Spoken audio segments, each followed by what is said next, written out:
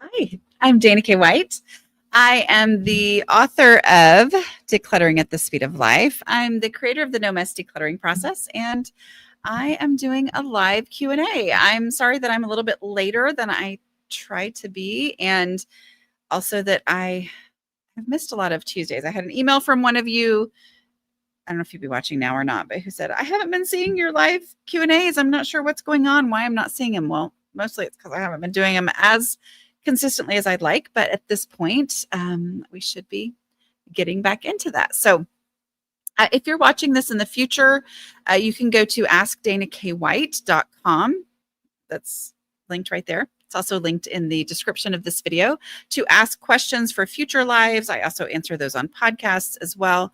My podcasts are available wherever you like to listen to podcasts. They come out on Thursdays, and then they come out on Saturday. The same podcast will come out on Saturday here on YouTube. So those are audio only. These live Q&As, you also get to see my face and the question in front of you. But I'm excited to get to talk. Don't forget that if you need someone to guide you through the process, guide you through my No Mess process in your home, I have decluttering coaches who are trained and certified by me. Declutteringcoaches.com is my website. Everyone there is trained and certified by me. We have about 60 coaches all over the world, and they if there's not one in your area, most of them also coach virtually. We also have added the option for you to request the first available virtual coach. If you're like, I'm too overwhelmed to even look through profiles and figure out which coach I want to work with, you can fill that out, and you will get assigned a coach to work with you. All right, let's see. Yay, you can hear me. Thank you.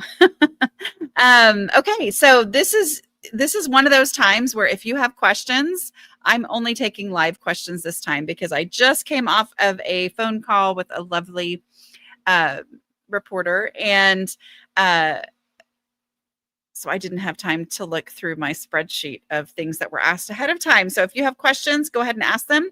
If I don't get to your question, or if you think I've missed it, put question marks at the beginning of your question that you write so that I will catch it as it goes by on the side of my screen. So, all right, yay. Oh, you were thinking it was 6 p.m., but your clocks went back. It was 5 p.m. now.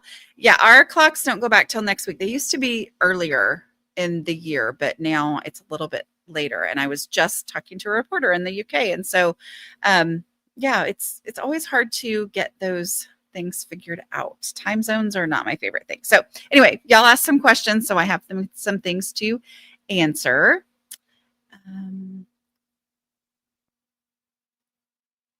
Y'all are going to ask questions, right? Okay. What else can I talk about until we get there? Let's see. Every time I have something in my hand, I hear your voice in my head saying, take it there now. I love it.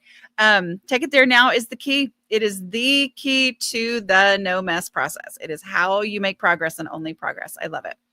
Okay. Aaron says, I'm on a decluttering journey, was planning to move December 1st. Now it may be mid-October. You know, it's late October right now.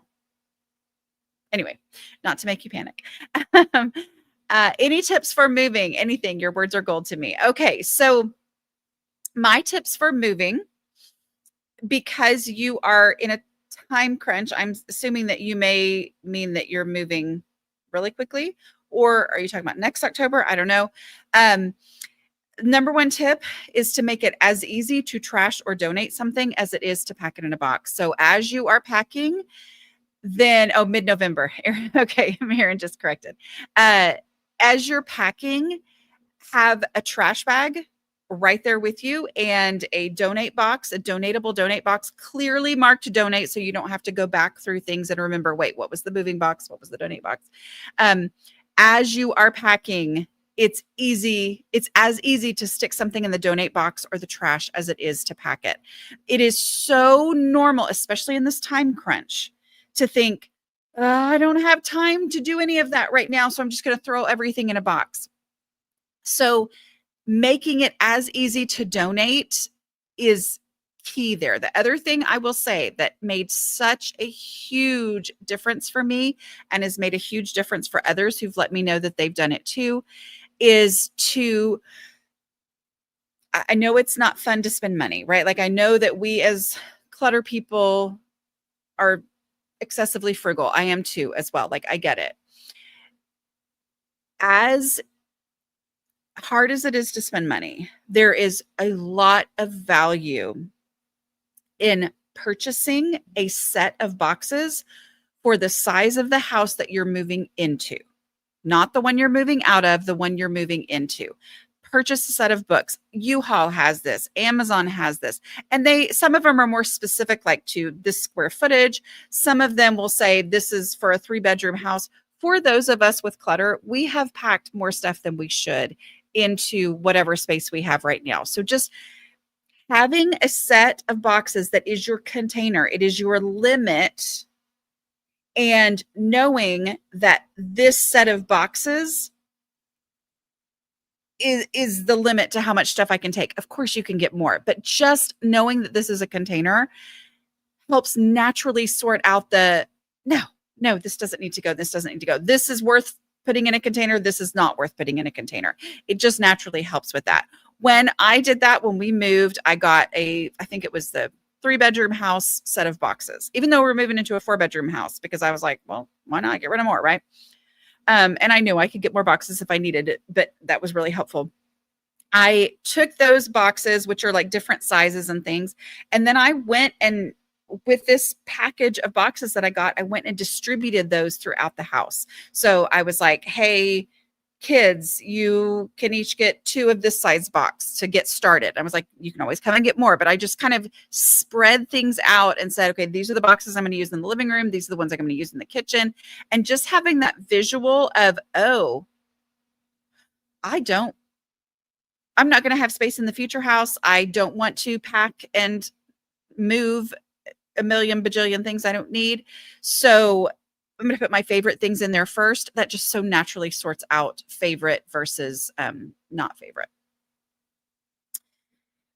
Kim says, how do I organize my scrapbook collection? So I taught decluttering, not organizing, and yet decluttering is the way to get organized. Okay, so I'm going to come at this from a decluttering perspective, which means I don't give, not that they're not great, right? And there's so many people who can give you great advice on this. I don't give like, hey, buy this system or set up a whole closet, whatever. Instead, I'm going to say, okay, how can we go through this and declutter? Now, scrapbooks are things you put a lot of time into.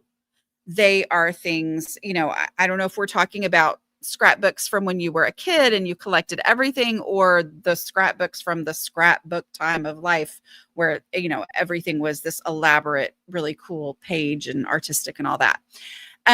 Whatever it is, the first step of the decluttering process is trash. And I know I'm not saying that any of your scrapbooks are trash, but it is key to look through the collection just to see what's there and to see if there happens to be any trash. And what I mean by that is, let's say that you had a scrapbook for each of your kids each year of their life, right? And you had it like, I was going to fill this whole thing. Well, if you go through the scrapbook, and you say, of course, there's no trash in here, right? But I'm just going to look through and see if there's anything that immediately could go. You might find that,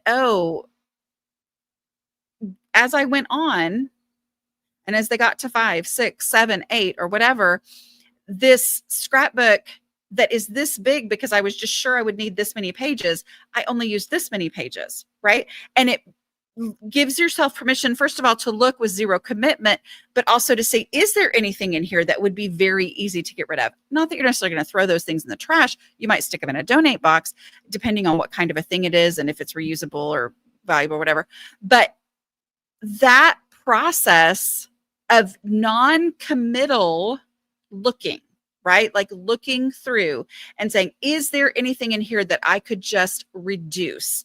Because it it's so easy with scrapbook collection. Most highly sentimental thing that I have ever had in my entire life, and it takes up an entire, huge bookshelf. Oh my goodness. And it just, our brains fixate on how incredibly sentimental this is. So giving yourself permission to just look through it and see if it's possible to reduce anything here.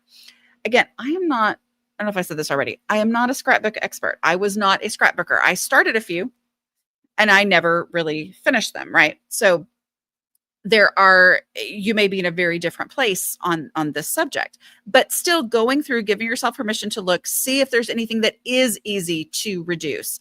And then going through and if some of this collection is things that were meant to be put in scrapbooks, going through and see if there's any obvious donations from that. I know that I did go to a scrapbooking event one time with a friend and thought, I'm going to start doing this thing. And I was like, well, there's so much there. And people were selling these pre-made packets.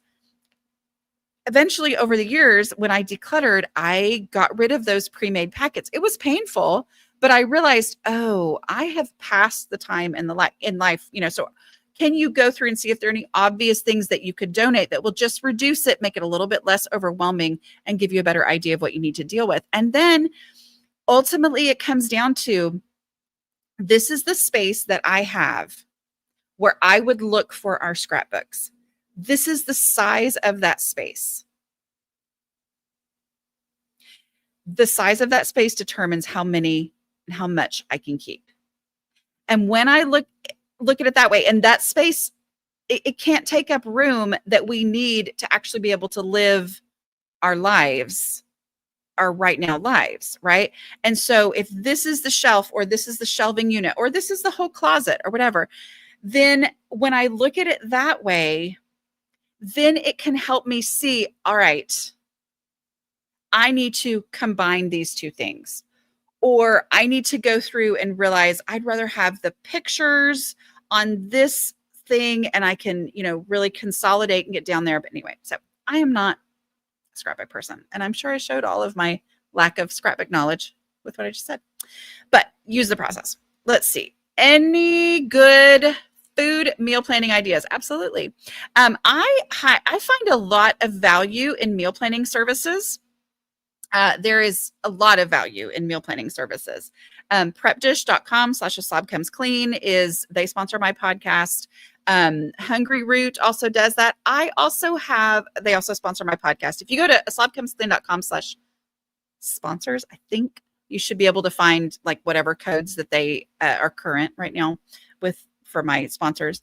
But I also have a meal planning course. Okay. So but beyond that, it's aslobcomesclean.com/make-dinner-happen is my 14 days of meals based around pre-cooking your proteins, your chicken and ground beef. You can do it with other things too, but this will help you get that down. Okay. So what am I talking about? The number one meal planning food tip that I can give you is to pre-cook your proteins.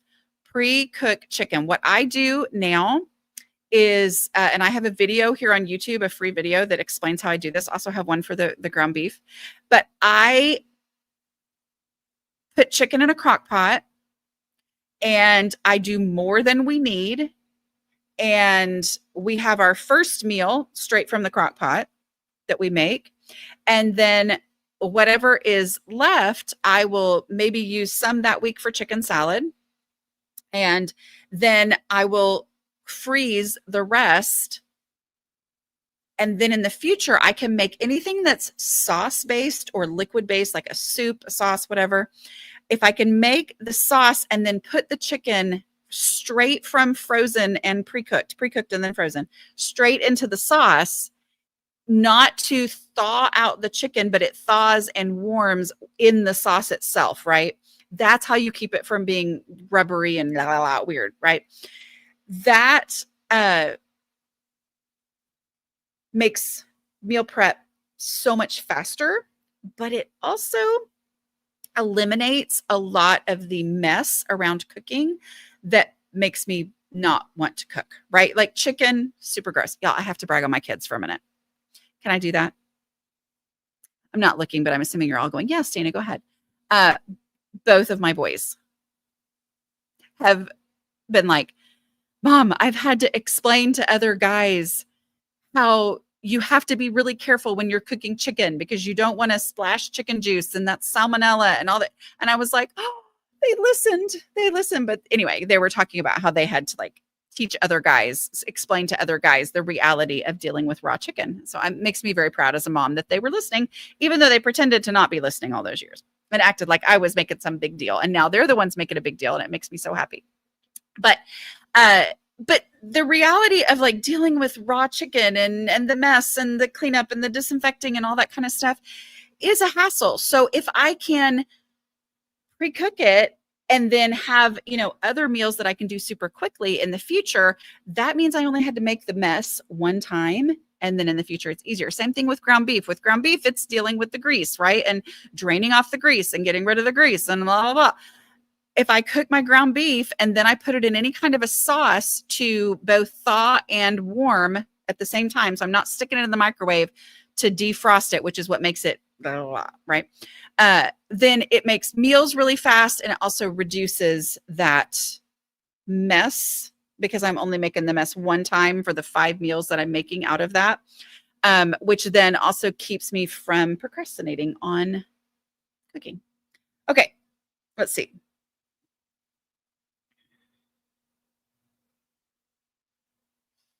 Let's see.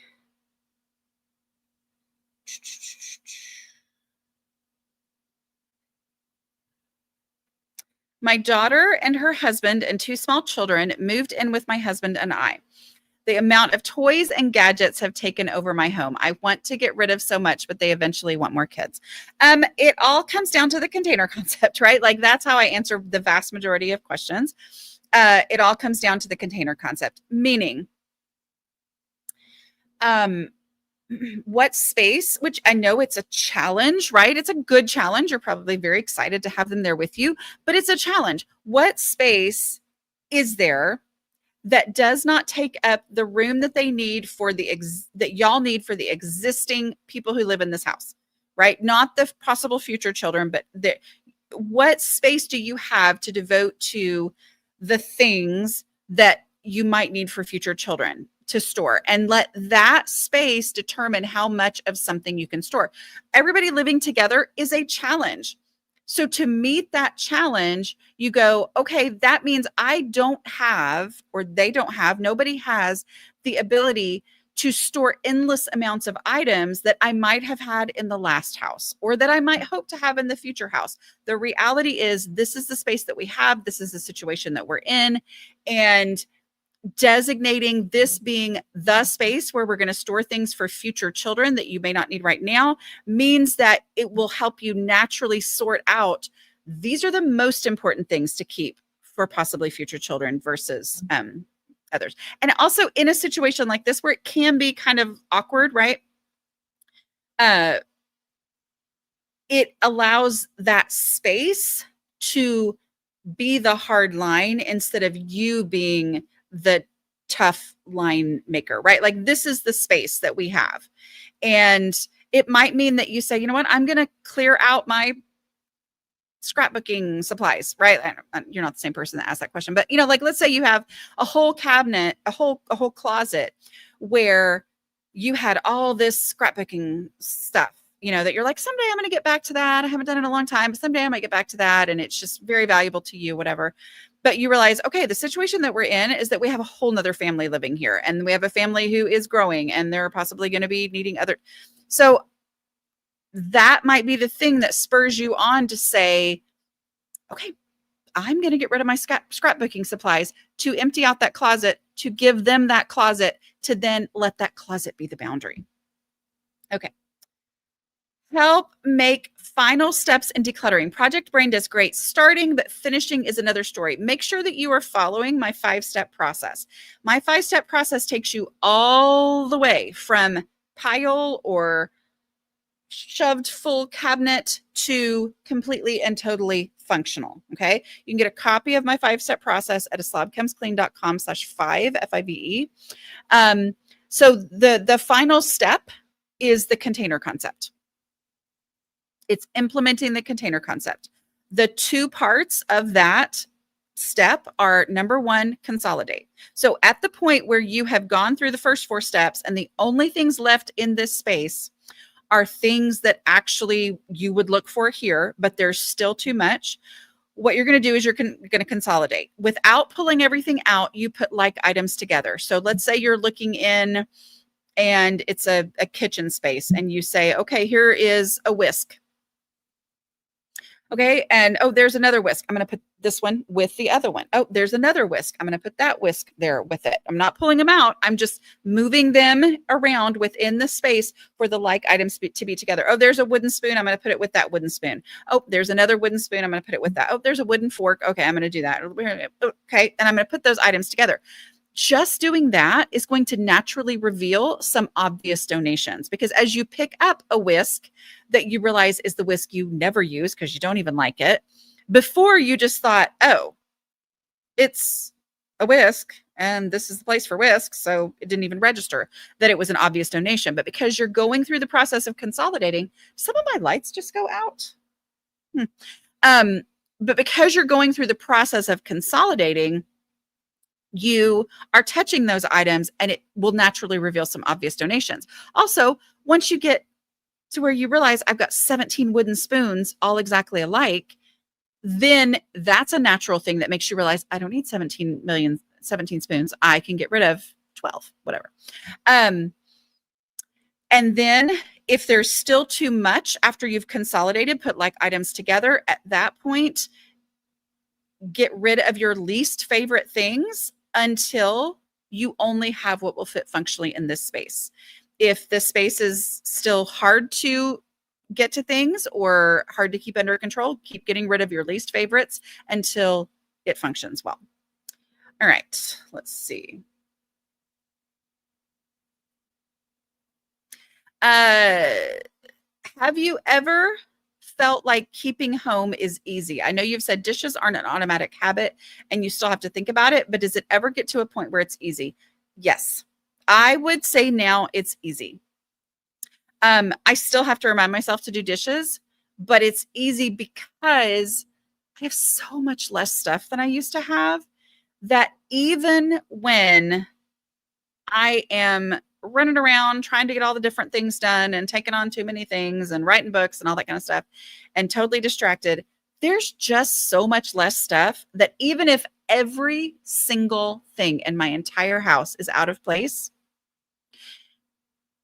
it's still not that overwhelming, because first of all, there's so much less stuff. Second of all, everything actually does have a place, so that it's a matter of picking things up and putting it away. It's not explosion of stuff, which is what used to happen, and me going, I don't know what to do with all this stuff. I don't have to say that anymore. It's not true anymore, right? And like, just for dishes, you said dishes are not an automatic habit. They're not an automatic habit for me anymore, but they don't overwhelm me because I have so many fewer dishes, because I do the dishes every night or almost every night.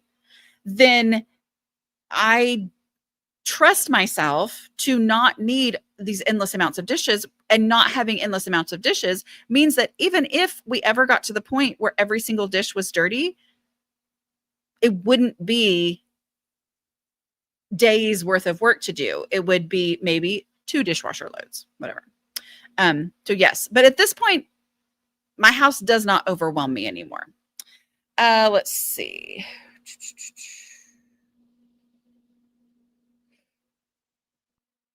I'm sorry. It's not y'all. It's me. I promise. I can never find things I need to work on. Okay. What you need to do is declutter. And as you declutter, you're going to run across some of these things. Every single thing that you run across that you don't have an exact place where you would have been able to say, I need to work on such and such, and I'm going to go and find it because I know exactly where it is.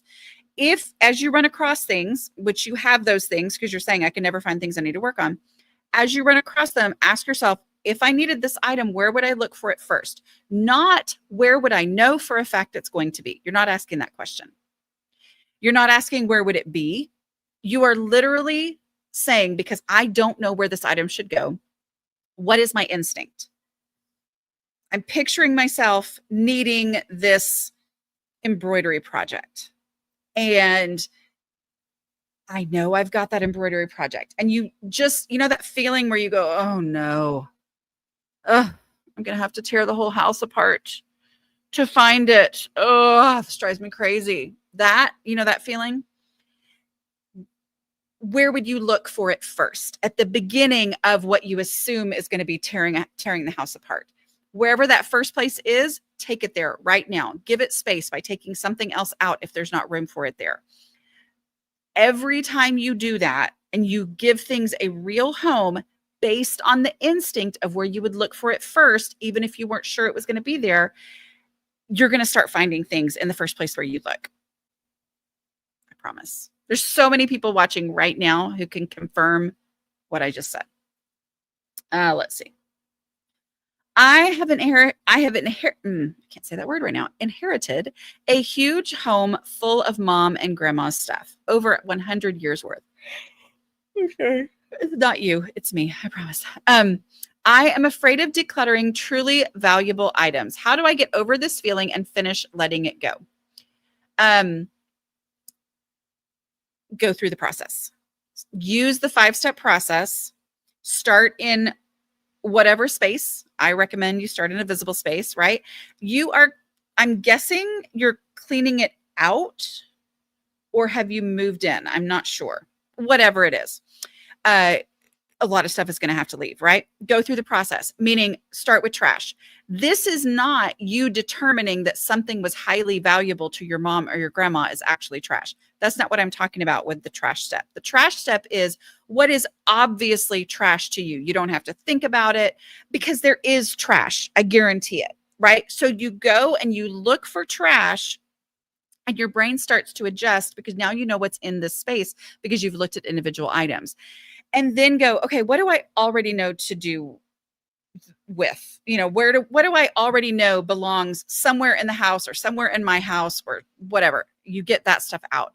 And then you go with, what are the obvious things that I'm fine donating, right? Like those are obvious donations, donations. Like what can I get out? Those first 3 steps that are literally only dealing with the non-emotional stuff that you know is not truly valuable. Doing those steps first is going to clarify what you actually have to deal with. It's going to build momentum, build confidence, so that when you get to the stuff that is what you're thinking in your head, I know there's some stuff in there that's valuable, you're going to have experience and momentum to carry you through that. Okay. But even with that, use the same questions. Like we don't change the process for any situation. Go with the same process. How can I apply this process to exactly what I'm dealing with? So you pick up this item and you say, if I needed my grandmother's class ring from 1927, where would I look for it first? You haven't had this in your house before. So you don't have a place, but that's the reason we ask this question. It's not for stuff we already know where it goes. It's literally for things that I have no idea. Something brand new in my house. I've never had this before. Where would I look for it first? I know I've got my grandmother's class ring. Where would I go looking for it? Okay. Go to that place. See, is there room for it? If there's not, am I willing to get rid of something in order to keep this ring? That's what helps me see, does it actually have the value to me versus, oh, it's my grandmother's ring, it's valuable. Instead, I go, no, is it valuable enough for me to give it space in my home, which may mean getting rid of something else?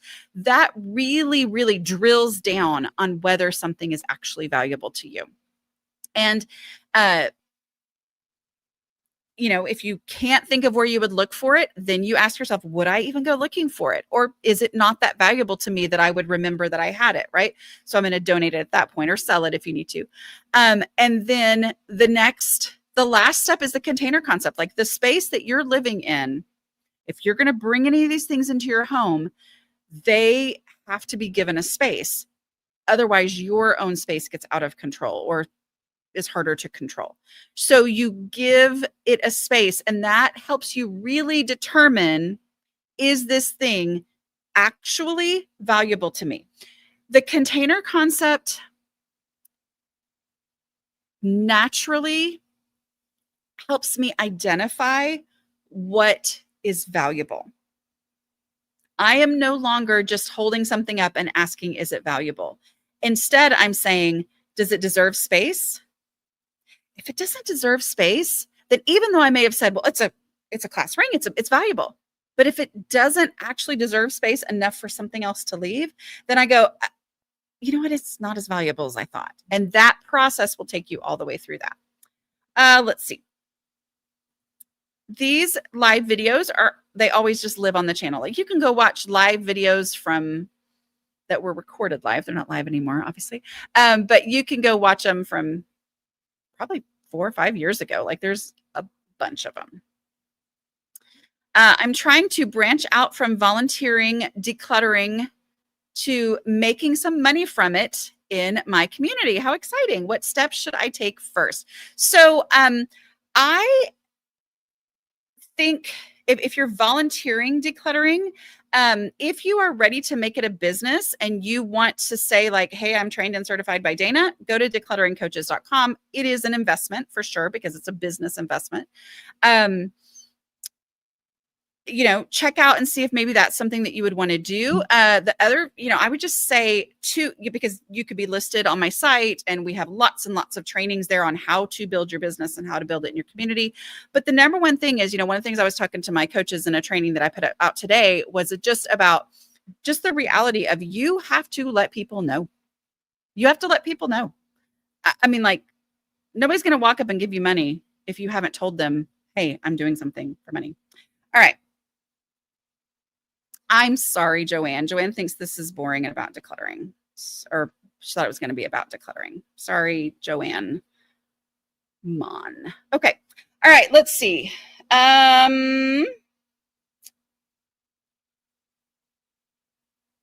For chicken. Oh, yes. I love this idea. Shayna says, for chicken, I also buy rotisserie from Sam's and pull the meat from it for quick chicken meat. That's a great idea. You know that Costco actually sells it already taken off of the chicken. Let's see. Toys are, okay. I'm trying. If y'all have a question, make sure you put question marks at the beginning of your sentence so that I don't miss it, because otherwise it's hard for me to tell what's questions or not. How do you recommend still being productive when on short-term bed rest, extra light movement, taking it very easy, but don't want to lose all momentum during recovery? First of all, I want to say, recovering is your job right now. And I know from when I had my hysterectomy, like, I overdid it in the beginning, and like, I called it aggressive rest. Like, I had to force myself to do absolutely nothing. And it was very hard, right? It's like, so recovering is important. So whatever your doctor has told you to do, you need to actually do that. I will say, as far as like, if you are on bed rest, could this be a time where you have a bin of something that you could go through and just get rid of the trash? Just get rid of the obvious donations. If you're not able to move around and take things to their home, if you could take a bin, like maybe it's what people call doom boxes that's been in your garage forever, and somebody could bring it to you, and you could go through that and say, I'm just going to get rid of the trash and the obvious donations. If it is a box you have not looked through in 10 years, you're probably going to find that almost all of it is a trash or obvious donation. But even if not all of it is, if you get rid of the trash and obvious donation, how much farther ahead are you going to be at some point where you go through and actually, look through that. Okay, let's see. How do you recommend continuing to make, I already just did that one. You added your question marks, but I happen to have seen it before. I have probably gotten rid of 60 to 70% of our things, and it feels so good, but I haven't reached my clutter threshold. How long does that take? I'm a working mom with 5 kids, 8 years old and younger. Okay, so couple things here. You cannot predict your clutter threshold, you can only keep decluttering until you reach it. Like you will realize, oh, I'm at my clutter threshold. So if you still aren't there, you need to keep decluttering. Other thing too is when you tell me you're a working mom with 5 kids, 8 years old and younger, that means your life is very busy, very full. That is just, there's no way around it with 5 kids, 8 years and younger, right? So because of that, at this current stage of your life, it's possible that your clutter threshold is going to be lower than it ever would have been or was at other times in your life, or might be in the future. So it's that embracing the fact that right now things are a challenge. And so I'm going to go even more decluttered because life is extra full at this time. But the only way to actually find it is to keep going. All right, let's see. I should explain the house is, this is somebody who'd asked a question earlier. I can't remember what the question was. I should explain the house is 80% done, but the motivation to work on garage and storage closets is hard to get there. Thanks to you, things are always either in place number 1 or 2 when we are looking.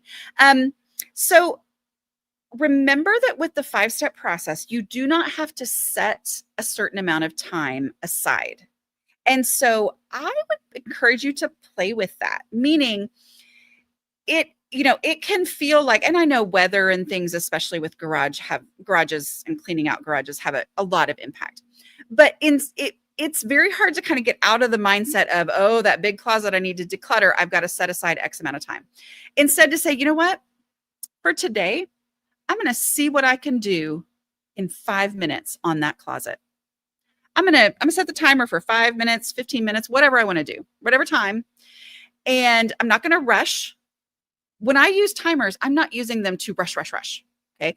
I am using them just to say, I'm going to see what I can do in this amount of time. I'm going to grab my black trash bag, my recycling bin, if I've already got it. And I'm just going to throw away trash in whatever this big space is and see what happens in 5 minutes. I'm going to take a picture before, throw away trash for 5 minutes. I'm going to take another picture. That will change this mindset on, 5 minutes is so worth my time, which then gets you out of the mindset of I've got to set aside this huge amount of time. Let's see. I love it. Jenny says, I validate what she's saying completely. A full house put away is so much easier now that things have a place and I'm done stuff shuffling. I still have things to do. I still have to do the things. It's just so much easier now. Absolutely. I love it so much. Rachel is one of our certified coaches. Hi, Rachel. Let's see. When I am looking for something that I know I put away. Oh, this is not a question, but I'm going to read it anyway. When I'm looking for something that I know I put away, I ask myself where I would look for it first. It is actually there. I love this. Yes. So many times just ask yourself the same question, like, where would I look for this first? Even though I'm technically looking for it right now, where would I look for it first? And if you're going on instinct, most of the time, it's going to be the same answer. Let's see. Oh, I love this. Dana's absolutely correct. I have watched her so much that my husband is now using it on his boss at work whenever he loses something at work. I love it. Let's see. Looking for questions. Make sure that you put question marks at the beginning because I may not see it otherwise. How to begin decluttering when you have ADHD and terrible at starting and sticking with things. Follow the no mess process. It has been endorsed by experts in the field of ADHD. I'm not an expert in the field of ADHD, but I am told by so many people. I was going to say bajillions, but then someone might take that as an actual number. But by so many people, this is the method that works for me because I have ADHD. Because the starting and sticking with things, here's my philosophy on that. I also have trouble starting and sticking with things. I used to think that the answer to doing something that I have previously had trouble starting and sticking with was to psych myself up okay, last time I fizzled. So this time I've got to really get so much energy to get going. And so that I can't fizzle, I've got to do it. I've got to change who I am, change how I operate. Instead, when I started doing things in a way that embraced the fact that I have trouble sticking with things. And I said, okay, then because I have the tendency to start a decluttering project and then feel overwhelmed and shut down or just lose focus, whatever. I'm not going to start it in the way that I used to. Instead, I'm going to do this in a way where I go one item at a time, final decision by final decision, acting on that final decision. I can stop at any time and this space will be better. Make your goal to make the space better. I highly recommend that you read Decluttering at the Speed of Life, which is one of my books. It's that one, the purple and whatever. Read that one. If money is an issue, most libraries carry it in all the formats, like physical copy, ebook, audiobook. If your library doesn't have it, request that they get it. A lot of times they'll give the first person to request it, first dibs when it comes in. That will totally change your mindset around how to declutter. So, all right. How do I stop procrastinating and try your process? Non-committal experimentation. That means go to aslobcomesclean.com/5, FIVE, get a copy of the 5 steps and say, I'm just going to try it. I have no idea if this is going to work, but I'm not saying I'm going to do this forever. I'm just going to see how it goes. Non-committal experimentation is, I believe, the key to stop procrastinating. Instead, because you probably have I have thought about this process. It makes sense to me. I think it would work. I just can't get myself to do it. Start throwing away trash. Because by throwing away trash, you will be trying the process. Just to see, is that going to make an impact? She's probably wrong. I probably don't have trash. You have trash. Yeah, just do that. And take pictures. So every 5 minutes for the first little bit and go, oh, I get it now. All right. Let's see. We already answered that one. Got lots about procrastinating. How do I start and stop procrastinating? ADHD so hard. I started on eBay, Poshmark business, and so overwhelmed. By the time I clean, I still have clutter of things I bought. The process. So use my 5-step process. Again, get Decluttering at the Speed of Life, get the printable of the 5-step process. I have videos here where I talk through every single step. Instead of thinking of the whole, think of, I am going to go to the most visible space in my house. I'm going to throw away trash. Obvious trash. If I have to agonize over whether it's trash, that's not what I'm talking about. I'm going to start with that. That gets you moving and it makes immediate progress because things are going straight into the trash bag or the recycling bin if you already have an established recycling routine. So that's immediate progress. That is really powerful in getting you to keep going. Are there extra questions to ask yourself when decluttering craft stash? Like, will I make this project when my house is in better order? No, there are no extra questions. But this will come into play, okay? There's no extra questions because asking myself, will I make this project when my house is in better order, doesn't actually solve the clutter problem. The way I solve the clutter problem is either to give something a home or get it out of my house. Okay. And giving it a home may mean getting rid of something else in order for there to be space for it to have a home. So instead of using that as a question, that plays into, if I pick up this project, I'm going to ask myself the same old question I would ask if I was picking up a sock, a box, a smoothie cup, a water bottle, anything I pick up. I'm going to ask the same question. If I needed this project, where would I look for it first? So I'm not going to come up with a new question. I'm just going to ask that. Okay. And then I have an answer. I would look for this project if this space was cleaned up and put away, right? Like, so not like, on the floor, I'm not going to say that. That's not an answer. If this space was cleaned up, where would I look for it first? Okay. I would look for it first on that shelf right there. Well, once I get to that shelf right there, if that shelf is full, then I have to say, because I'm taking it there now, I say, okay, what am I willing to get rid of in order to make space for this project that honestly, if my house was under control, I think I'd like to do this project, but I need to give it a home to get my house under control to be able to do a project anyway. So, what in this space am I willing to get rid of in order to give space for this project? That is what's going to reveal to me without this angsty, will I, won't I, what, I don't know what to do. Instead of that, it becomes obvious to me whether or not I would do this project. Because when I say, that shelf is full, I'm not willing to get rid of any of that stuff for this, then I have naturally revealed, actually, this one's not that important to me. Or I say, what am I willing to get rid of? Oh, well, that was out of these two projects, this is the one that I'm not going to do. This is the one that deserves space, right? Like, so go through the same process, but these things play into that, but they're not actually the questions I'm asking myself. I have a lot of boxes filled with a mix of junk plus few valuable items, which were thrown together when people suddenly came over to visit. Decluttering takes forever, demotivating. Do you have advice? Yes.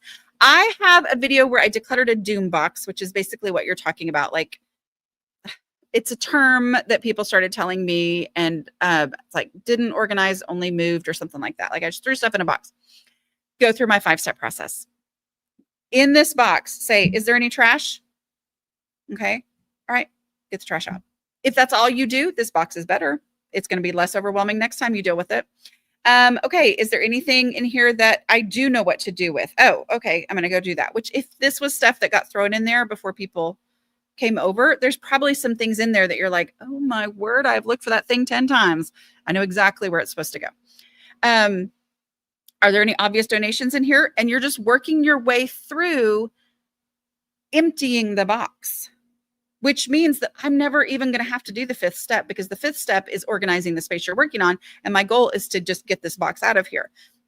So steps 1 through 4, when I get to things that I don't know what to do with it, and it's not really trash and it's not an obvious donation and all this, if I needed this item, where would I look for it first? And then I'm going to take it there now. And if these things have been in a box for 20 years, when I get to this space where I would look for it first, most likely there's 6 others of this item, right? And then I know I can get rid of it, but it helps me do that. Having the process helps so much on anything where you're overwhelmed. Sometimes I get sad after decluttering, even though I love the feeling of my house being cleaner and I don't miss the stuff. Does anyone else get sad for a day or two? If so, why? I don't know why. I am not a mental health professional. And I don't have, but here's the thing. I had to come to this point where I realized, you know what? The answer is for me to not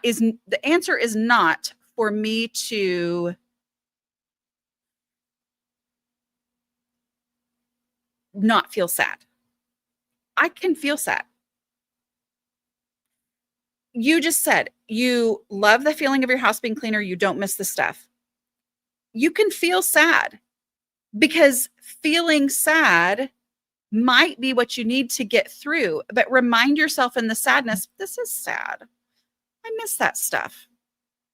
I really love the way it is now. I actually don't, I don't miss that stuff. Feeling the sadness.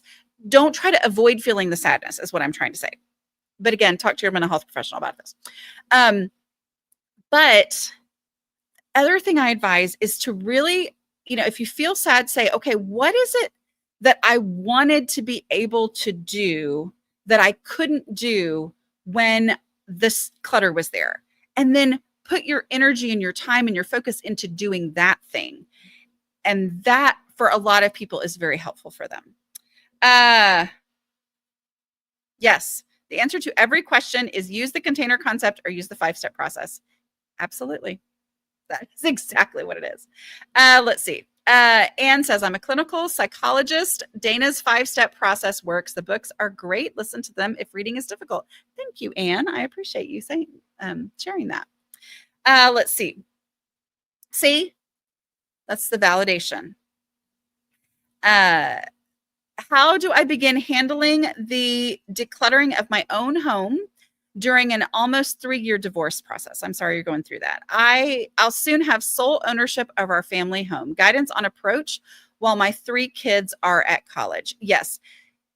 Because you said, how do I begin handling? I'm going to say start in your own stuff and neutral spaces.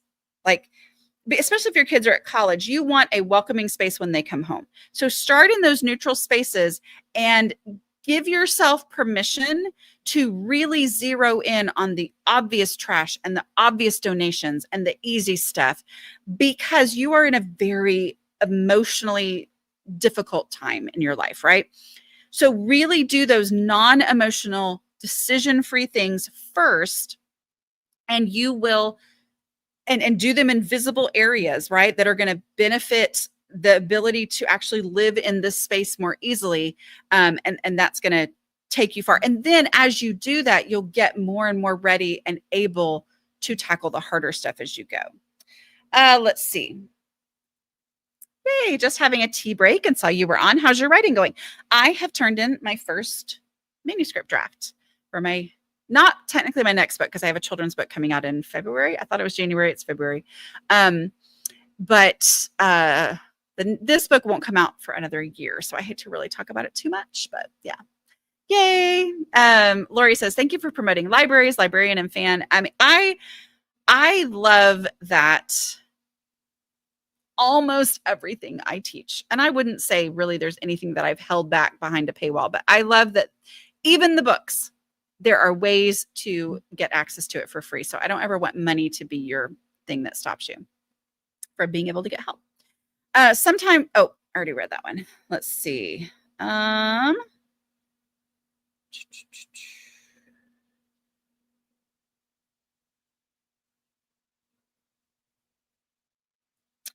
keep decluttering things and then finding that I need them later. Now my confidence is shot about what to get rid of. How can I make better choices? Are you following the process? Are you asking yourself where you would look for it first and then using that as your decision making, as opposed to going, oh, will I ever need this? So, and then I answered that I won't ever need it, and then I ended up needing it.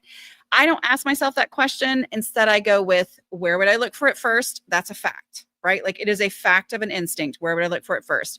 And if I can't answer that question, then if I needed this item, would it ever occur to me that I already had one? Yes, I might get rid of something that I end up needing. It's rare, but it does happen. But I go, you know what? I went with the facts I had at the time. Do I wish I would have kept it? Sure. But it helps me to focus on how functional my space is instead of focusing on what I wish I would have kept. I'm like, you know what? This is what it took. It took me making a couple of mistakes along the way in order for my space to be functional. Wow, it is easier for me to cook. It's easier for me to do my laundry. It's easier for me to put things away. It's easier to do all these different things. Therefore, I'm going to focus on that and say, you know what? Yes, I wish I would have kept that item. It's okay because it was worth it because of the results in my home. People who do not have clutter in their home choose the possibility of regret over clutter. All right. Here we go, y'all. Y'all always have this question, and Amy is answering it for us. I have been quietly decluttering using this method for a couple months now, and my hubby got a box and has started decluttering some of his hobby stuff without prompting. She wrote without prompting in all capital letters, which means it's absolute truth, right? See, I'm telling you, can we guarantee that's going to happen? No. But even if he hadn't, how much better is your house because of all the decluttering that you've been doing? Let's see.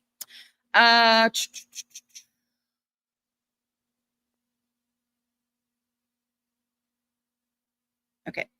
This is back to we talked about the divorce. And I want to figure out and create a vibe that is mine, but can't fully act on it until the divorce is final. I know I can declutter in general while my 3 kids are in college.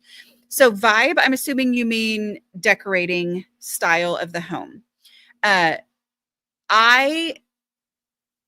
had collected a lot of things thinking that I was collecting it for my vibe and my style. And yet my house was so cluttered that none of them actually gave off any vibes, if that's how we want to put it. So instead to say, I'm going to declutter now because that is what will then give me the freedom and the space and the vision to figure out my vibe in the future, because I can't figure out my vibe if there's clutter everywhere.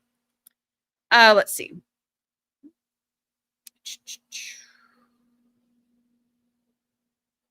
Let's see. Any of you, I'm looking for questions with question marks. Let's see. Love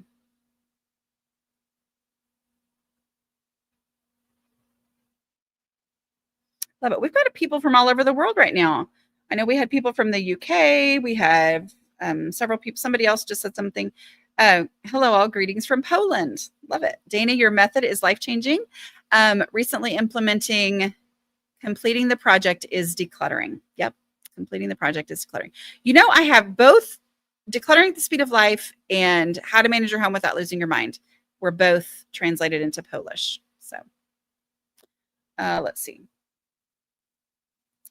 Most important concept other than 5 steps, like awkward pauses, pre-made decisions, they're all important. It sounds like you know what they are, but yeah, like I would say the pre-made decision of basic habits around the house are really, really, like, if your house is overwhelming, the first thing to do, and you have tons of decluttering to do, first thing to do is do your dishes. Like, that is a pre-made decision. That is a decision that I figured it out, tried all the different ways, and found out that if I will do the dishes every day, my kitchen stays under control and the house does not get completely out of control. And so doing those pre-made decisions are incredibly powerful. So, oh, my time's up. Okay. This has been fun, and I should be here next week. I'm sorry that I haven't been here every week lately, but I hopefully will be back. Who knows? Who knows? But I try to be here at noon Central Time on Tuesday. If you are out of the country, if you're out of the US, it's the same time zone as Chicago. I'm not in Chicago. I'm in the Dallas area, but it's the same one. And that's usually what you see on time zone listings would be Chicago. So, all right, this is great. And I'm going to answer one more question. Do you find yourself after many years of decluttering that you feel like you might want less space? Less space is fine and great. I have a passionate love for empty space now. Like, I love empty space. I love the square footage with nothing in it. It just makes me happy. So, okay, I will talk to y'all next week.